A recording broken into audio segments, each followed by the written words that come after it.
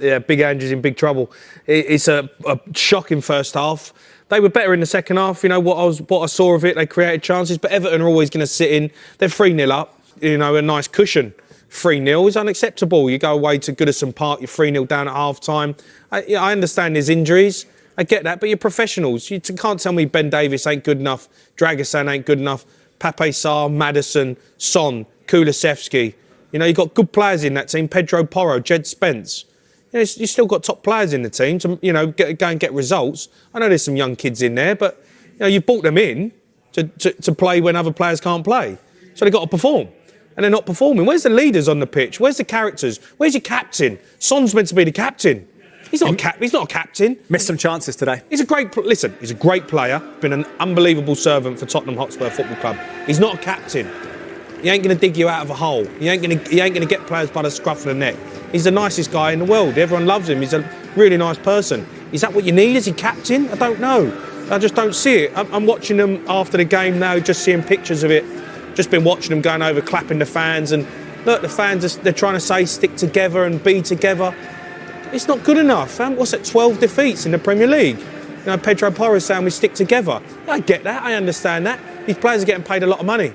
You've got to step up, you've got to perform. You know, you've gone away to Goodison Park, you're 15th in the table, you're 3-0 down at half time. You can't tell me that's good enough. How can you expect fans who are travelling up there, paying their hard-earned money to go and watch their team play, and they're 3-0 down at half-time, and you're asking them to stick together? I know there's injuries, and I know there's been, you know, big players out, Van der Ven, Romero, you know, Solanke today's injured.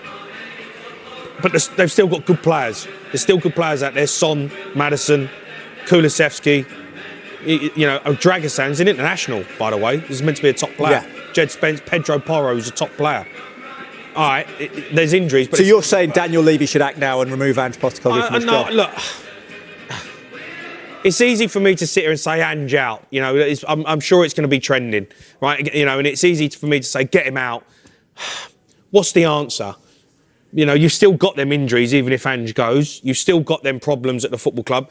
I'm not sure. I don't think Ange is going to change. I don't think Ange is going to sort this mess out. Spurs are 15th in the table, and if it carries on, they're in a relegation fight. And you can't keep a manager in charge of a football club just because you beat Liverpool 1-0 in the first leg of a Carabao Cup.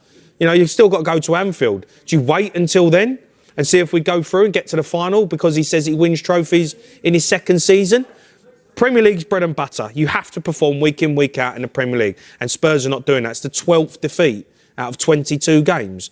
That is unacceptable. Any other manager in Spurs' history would have got the sack. You can't perform like they're playing, and you can't expect to stand a job when you're 15th in the table as a Spurs manager. I think fans, and I think Daniel Levy, and I think some of the players are clinging on to the fact that last year, at the start of the season, they went 10 games unbeaten, and everyone was talking about Spurs can win the league.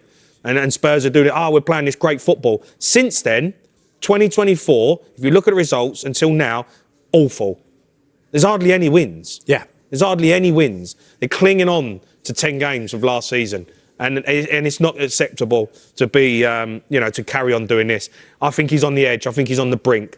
And I think they're going to have a serious look at what they do going forward. I get it. Leicester next week, could that be final? I mean, how many... Yeah, well, if he loses that, he's got to go. He could go tonight. The only saving grace is the second half. They put in Mikey Moore comes on, does well. Richarlison comes on, scores.